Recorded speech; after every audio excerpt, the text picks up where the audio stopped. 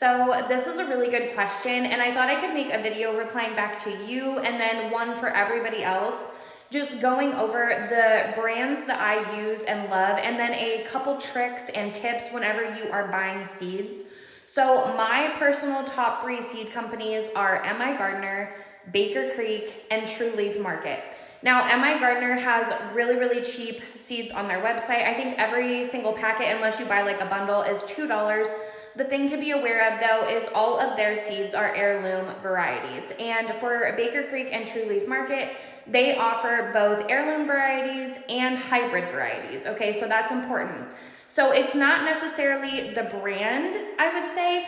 There are some brands that offer higher quality seeds than others, but the variety and those sorts of things are going to be much more important when buying seeds in comparison to who is selling them.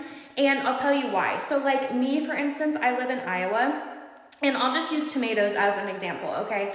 So if I buy tomatoes only off of M.I. Gardner, right? Those are heirloom varieties. And heirloom varieties are just not as adapted to diseases and things. They can't really withstand some of the sicknesses that your hybrid varieties are able to. So if I bought all of my tomatoes from M.I. Gardner, in Iowa, it's very, very humid here. We have a really, really big problem with like septoria leaf spot, blight, those kinds of things.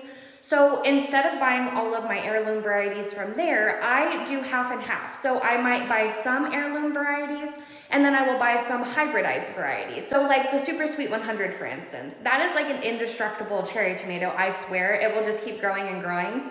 But by the time that my heirloom varieties of tomatoes have died, that is still producing for me. And they are very, very strong against septoria leaf spot, early blight, and late blight. I'm inside right now, otherwise I would go out and show you the comparison of my cherry tomato variety versus some of my other bigger plants that have already gotten sick. So that is just a tip for you. I would say and strongly suggest to do some research on your area specifically and see what you guys are more susceptible to, because every place is different. You're gonna struggle with things more than I do here.